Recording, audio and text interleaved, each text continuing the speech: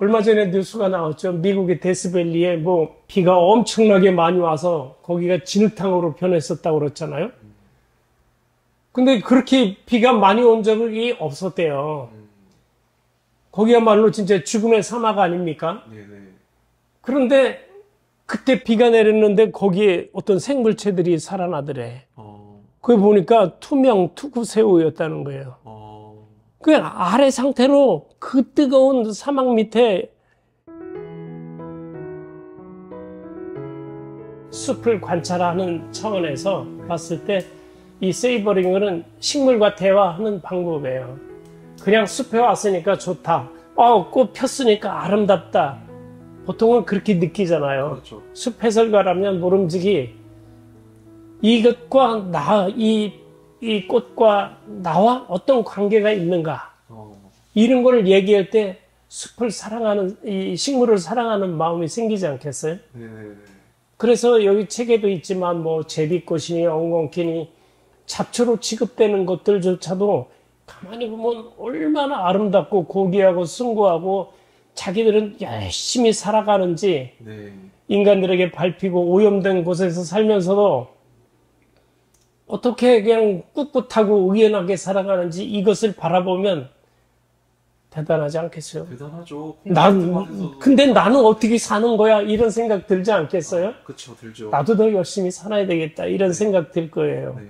그런 것을 이제 관찰해서 스토리텔링을 하는 게 말하자면 세이버링이다. 이렇게 보시면 굉장히 되겠습니다. 심오한, 저는 이렇게 작가님과 대화를 해보면서 작가님의 식물에 대한 사랑이 굉장히 열기가 엄청 뜨겁게 네, 저도 식물을 맞습니다. 좋아하긴 합니다. 그렇죠. 안 좋아하시는 분들은 없을 거예요. 근데 어떻게 좋아하는가에 대해서는 그동안 별로 그런 안내나 이런 게 없으리라고 생각해요. 네네.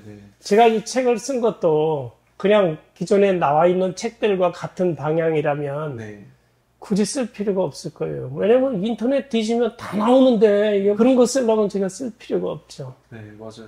그래서 요즘 뭐 AI 인공지능이 나왔지만 인공지능도 내 책을 접하지 못했으면 저 같은 답을 못 낼 겁니다, 아마.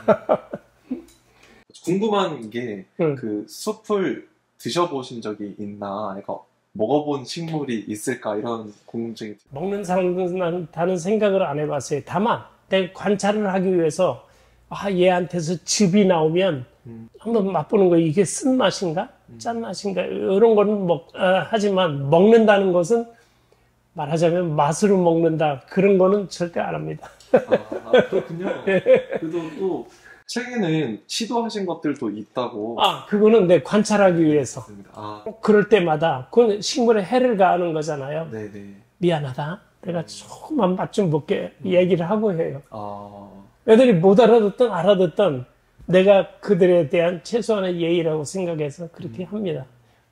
이 식물을 볼 때마다 너무나 정밀하고 세밀하고 거기에 딱 알맞게 살아가게 돼 있다는 것을 느껴요. 잎이 왜 이렇게 생긴 거지?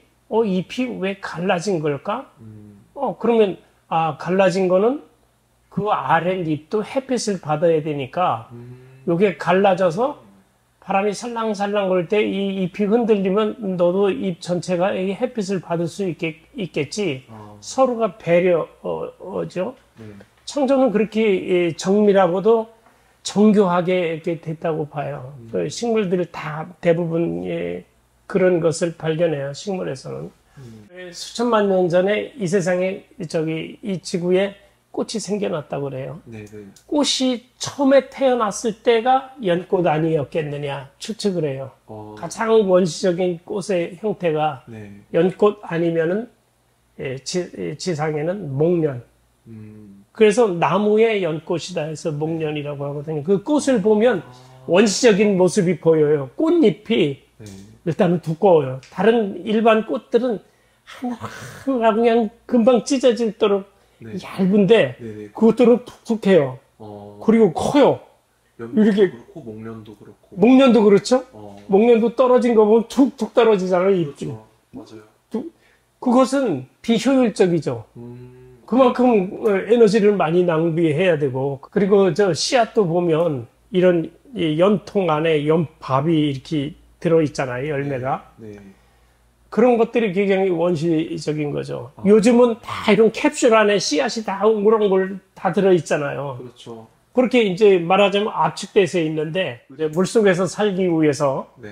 그런 수많은 이 숨구멍들, 네. 산소가 드나들 수 있는 구멍이 생겨서 물속에 있으면서도 썩지 않고 오히려 고여있는 물을 정화시키면서 깨끗하게 하고 네.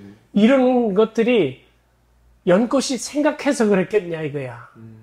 창조주가 그렇게 만들지 않았겠냐 이렇게 생각을 하는 거죠.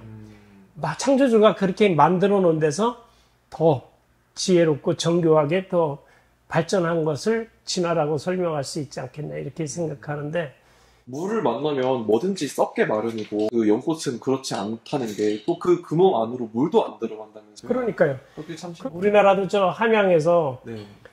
그 연못 속에서 그거를 발견했는데 피워서 보니까 지금 연꽃과 거의 유사해요.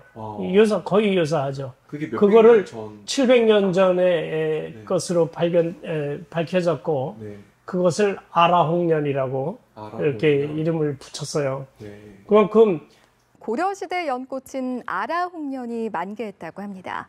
맑고 청아한 자태에 방문객들의 발길이 끊이지 않는다고 하는데요.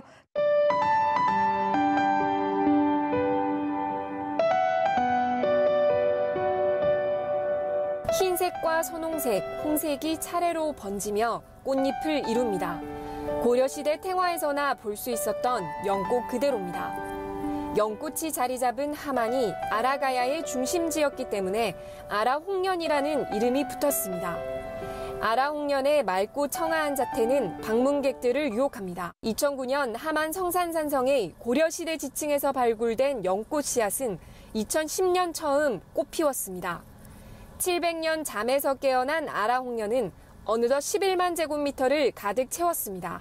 씨앗이 이 캡슐 속에서 있으면서 공기가 통하지 않는 그런 데서 있었으니까 오래 보관되긴 했지만 그 정도까지 있으면서도 700년 후에라도 이걸 피울 수 있다는 것은 이게 뭐 진화 뭐 이런 건 설명할 수 없어요. 만든 사람의 뜻이다 이렇게 생각할 수밖에 없는 거죠. 그러니까 어떻게 2000년 전 씨앗을 가지고 지금 피울 수 있는지. 얼마 전에 뉴스가 나왔죠. 미국의 데스밸리에 뭐 비가 엄청나게 많이 와서 거기가 진흙탕으로 변했었다고 그랬잖아요. 근데 그렇게 비가 많이 온 적이 없었대요. 거기야말로 진짜 죽음의 사막 아닙니까? 네네. 그런데 그때 비가 내렸는데 거기에 어떤 생물체들이 살아나더래. 그거 보니까 투명 투구새우였다는 거예요. 그 아래 상태로 그 뜨거운 사막 밑에 잠자고 있다가 네. 어느 날 비가 오니까 내가 깨어날 때가 됐구나 해서 깨어났는데 그걸 보니까 투명 투구새우였다는 거예요. 그것이 뭐겠어요. 지은 분의 뜻 아니겠어요? 저는 그렇게 생각해요. 그러지 않고는 설명이 안 될 것 같아요. 미국 네바다주 축제 현장에서 고대 생명체가 포착됐습니다. 지난달 27일 네바다주 블랙록 사막에서 시작된 버닝맨 축제. 기습적인 폭우가 쏟아지며 참가자들이 고립되는 초유의 사태가 벌어졌는데요. 이때 손바닥만한 길이, 심지어 딱딱한 투구를 쓴 모양까지 진흙탕 곳곳에서 다양한 생명체들이 발견됐습니다. 알고 보니 이들의 정체는 긴꼬리 투구새우와 요정새우였습니다. 수억 년 전 고생대 석탄기 화석에서도 발견됐고 외형이 약 7천만 년 전부터 거의 변하지 않아 살아있는 화석 생물로 여겨진다고요.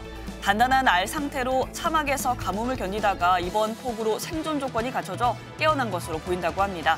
또 책 중에 은행나무에 대한 내용도 있어요. 저희 나라에서 가장 오래된 은행나무가 있다고 하더라고요. 그 부분도 좀 소개를 해주실 수 있나요? 양평의 용문사에 이제 그 1100년 된 은행나무가 있습니다. 그러니까 은행나무는 사람한테 어쩌면 그럴지도 몰라요. 까불지 마. 나는 네 할아버지. 그 전초부터 다 살아온 걸 다 알고 있어. 뭐 이렇게 얘기할지도 모르죠. 네, 그러네요. 300살이라 드신 어떤 나무님이 계신 거에 대해서 신비스럽고 존경스럽고 그렇죠. 그런데 그 나무가 아직도 열매를 맺고 있다는 거예요. 사람 같으면 60 넘으면 생산 활동이 끝나는데 1100년이 지난 나무가 아직도 생생하게 열매를 맺고 있어요. 용문사철에서 이 나무가 있으면 나무 주변으로 네. 까만 그물망을 쳐놨어요. 열매가 떨어지면 그걸 수확하려고. 예, 뭐 올라가서 딸 수는 없잖아요. 네네네. 그래, 아직도 열매를 맺고 왕성하게 살아가니까 얼마까지 더 살지는 모르죠. 중국에서는 뭐 4,000년을 산 나무가 아직도 살아있다고 그러니까 야, 식물의 수명에 대해서는 정말 가늠하기가 어렵죠.